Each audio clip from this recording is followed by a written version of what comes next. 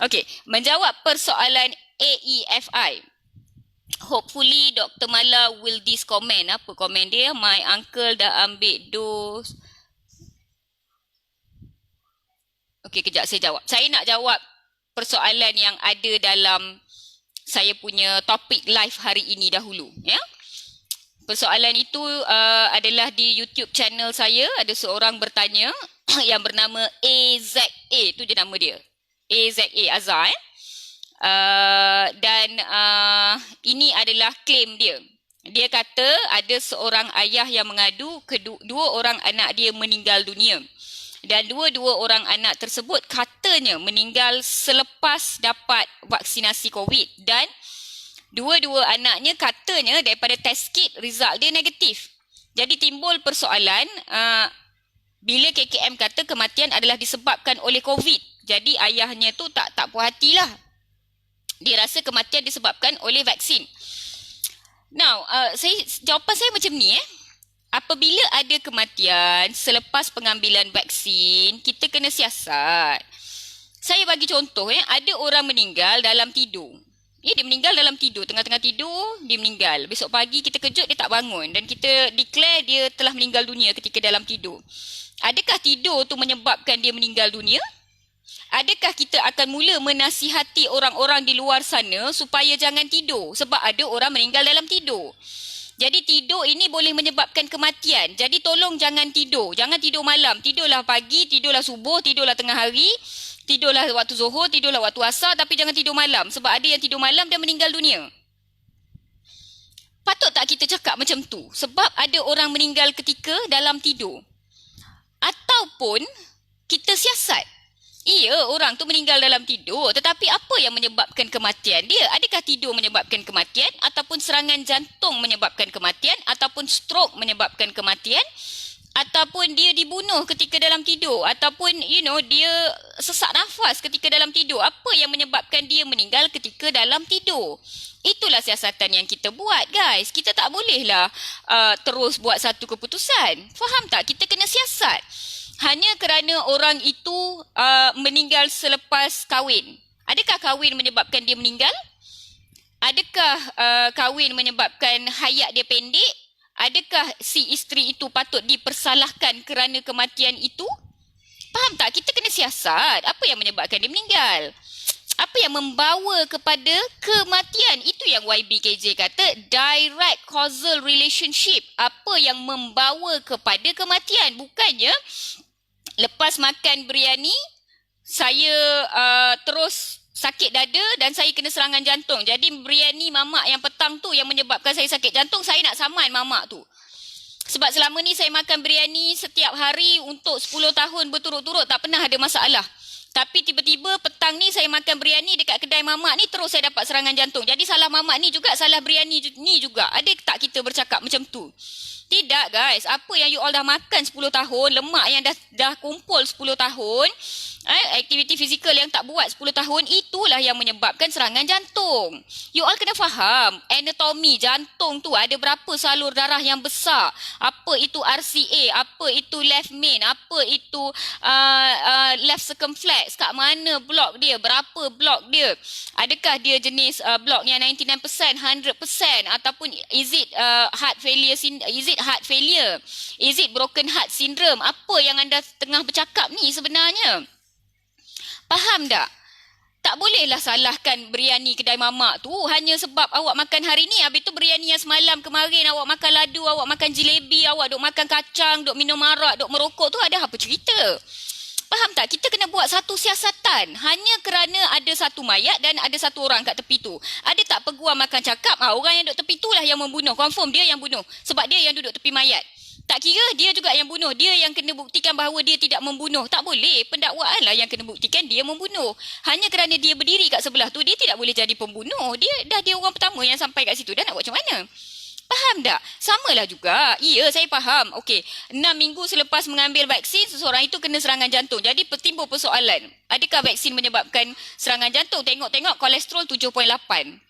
TG 3.3. Punyalah tingginya Bila tanya aktif bersukan tak? Aktif, saya aktif bersukan doktor. Oh ya ke? Bersukan apa ya? Oh saya sekolah rendah dulu.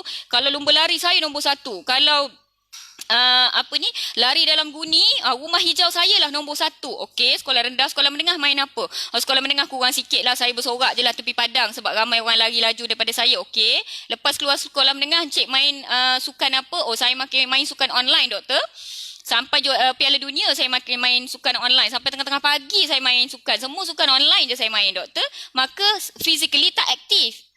Bila physically tak aktif, banyaklah risiko penyakit tiga serangkai dan sebagainya. Nak salahkan vaksin tu juga dah macam mana? Udang yang makan tak pernah salahkan, ayam tak pernah salahkan, daging tak pernah salahkan, lemak-lemak, tepu, processed food, nugget, sausage, apa semua bantai, tak ada masalah. Pantang ada K-Fry baru, Pantang ada buka restoran Korea baru, habis penuh beratur sampai saya tak pernah makan kat kedai-kedai tu.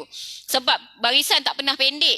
Tapi tak pernah dipersalahkan. Yang 0.3 mil tu juga yang perlu dipersalahkan. Sebab tu saya kata perlu diinvestigate.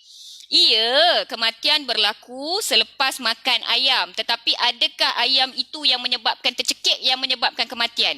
Ataupun ayam-ayam sebelum ini telah menyebabkan berkumpulnya lemak di dalam badan sehingga menyebab jantung gagal dan menyebabkan sesak dada dan kematian. Apa yang membawa kepada kematian tu? Itulah siasatan yang perlu, guys. Bukannya, saya yakin kematian ini adalah disebabkan oleh guruh yang berlaku semalam. Maka saya rasa guruh itu patut disaman. Ya? Ataupun saya yakin kematian ini adalah kerana saya ketawa terlampau kuat tengok Hamid Gurkha. Jadi saya nak Hamid Gurkha dibawa ke muka pengadilan. Tak bolehlah macam tu. Ya, siasatan adalah benda yang penting. Saya rasa peguam-peguam memang faham. Peguam paling tahu tentang kepentingan penyiasatan. Tak boleh hanya kerana seseorang itu ditahan untuk siasatan, tidak bermaksud dia bersalah. Hanya jika sesuatu perkara itu disiasat. Ya, kita nak tengok ada tak kaitan di antara vaksin dan kematian tersebut. Kita tak boleh terus-menerus buat satu keputusan yang mengatakan bahawa ia mempunyai connection. Cannot. Tak boleh macam tu. Ya, kita kena... Saya tak faham kenapa you all ketawa ni. Sabar Dr. Mala, sabar. Kenapa doktor lama tak pakai baju Hello Kitty? Okay, alright. Saya tak faham kenapa you all ketawa. Saya rasa saya masih tengah marah. Saya cuba nak terangkan dekat you all. Memang ada orang yang meninggal selepas mengambil vaksin. 3 minggu, 6 minggu, 8 minggu, 2 minggu, whatever it is lah. Tetapi kita nak tengok apa yang membawa kepada kematian dia. Ya, macam yang saya sebut tadi, hanya kerana dia meninggal dunia di dalam kereta Mercedes-Benz. Sudah Mercedes pula saman saya. Hanya kerana dia meninggal dunia di dalam satu kereta. Kita tak boleh kata kereta tu yang menyebabkan dia mati. Kereta tu yang menyebabkan dia kebocoran gas daripada kereta tu yang membunuh dia. Sistem keselamatan dalam kereta tu tidak begitu bagus yang menyebabkan dia meninggal dunia. Tak boleh. Kita tak boleh buat keputusan sebegitu. Kita kena buat siasatan. Daripada siasatan, kita kena tengok apa yang membawa kepada kematian. Biasanya apabila si mati ditemui dalam keadaan meninggal dunia, maka kita kena buat postmortem. Daripada postmortem tu kita akan tengok jantung dia bekak tak, salur darah di jantung dia pecah tak, ada tak salur di kepala pecah, ya, nak tengok ada stroke ke dan sebagainya. Daripada situ barulah kita boleh buat satu keputusan. Kita tidak boleh terburu-buru. Sama juga ya ayat kedua daripada AZA ni, saya tak tahu apa nama sebenar dia tapi nama dia AZA. Dia kata ramai wanita mengandung gugur. Apa kata Dr. Mala? Apa maksud ramai? Berapa ramai is ramai? Adakah ramai itu lebih banyak daripada sebelum divaksinasi? Sebelum populasi kita divaksin? Apakah kadar keguguran dalam trimester pertama di kalangan wanita mengandung? Yang bermaksud spontaneous gugur, orang yang mengandung trimester pertama, kita tahu bahawa itu adalah waktu paling kritikal untuk keguguran berlaku. Kandungan memang belum kuat lagi. Jadi apakah kadar keguguran pada ketika itu? Dan bandingkan dengan keguguran dalam populasi selepas program vaksinasi bermula. Dan kita tengok ada tak peningkatan, ada tak penurunan? Adakah ia persamaan? Jika ada peningkatan yang mendadak, maka ia adalah sesuatu yang kita patut risau.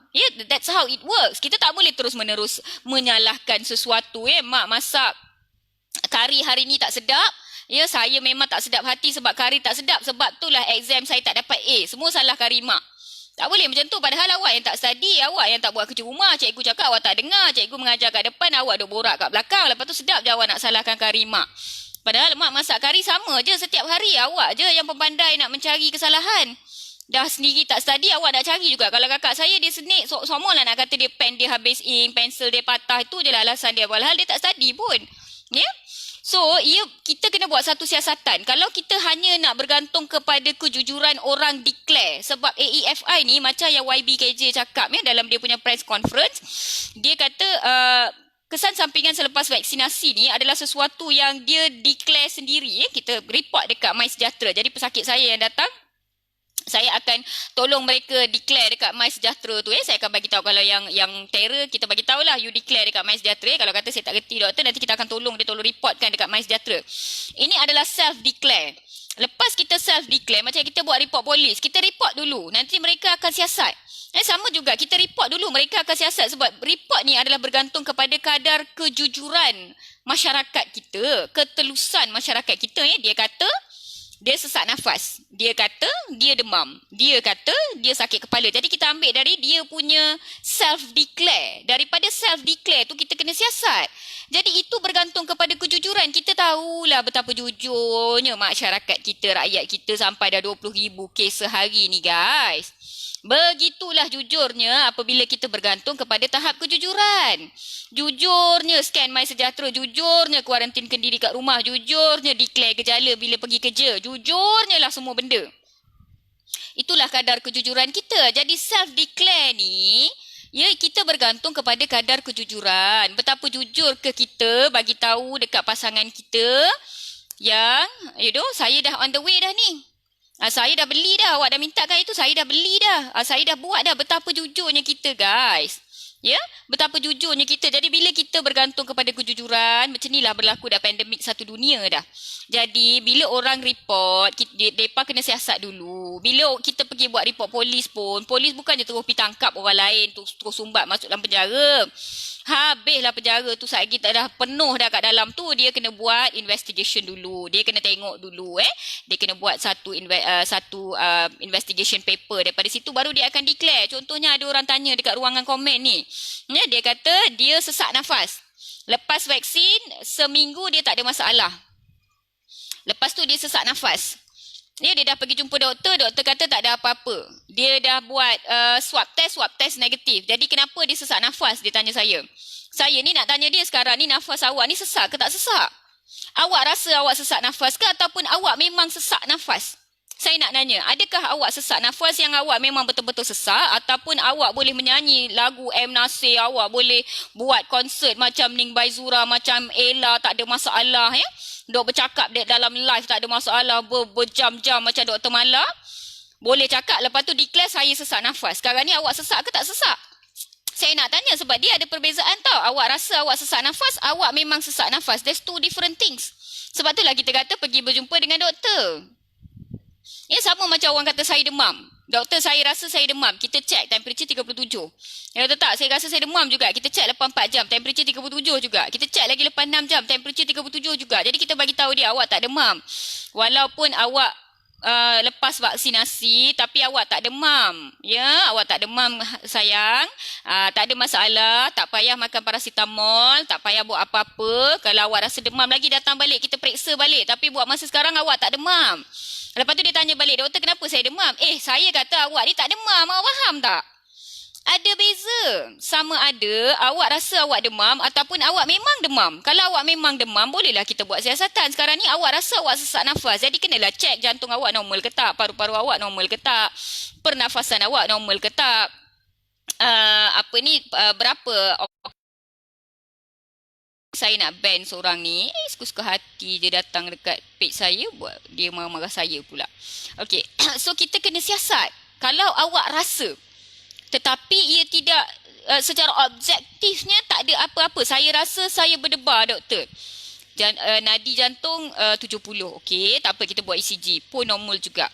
Tak ada doktor, saya berdebar juga. Okey, tak apa kita pantau lagi. Kita pantau 24 jam bagi halter apa semua-semua normal.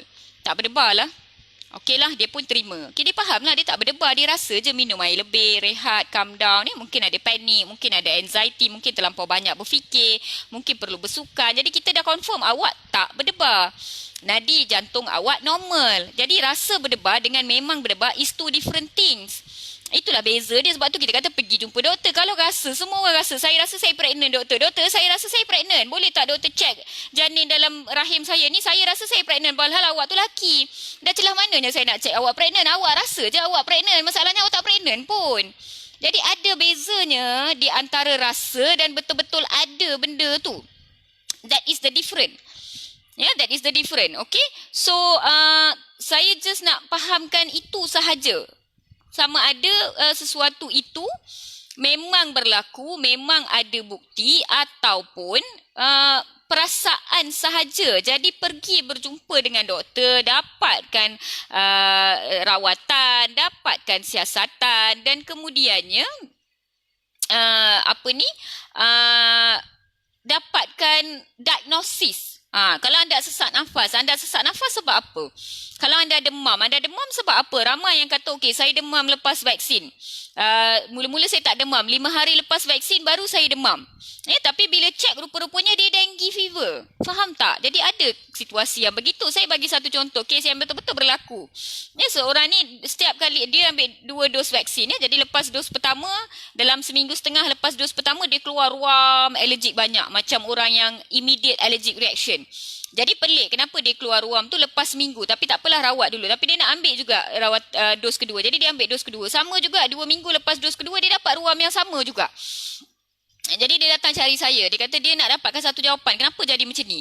Jadi dah bagi ubat apa semua. Saya nasihatkan dia buat allergic test. Saya kata saya pelik lah.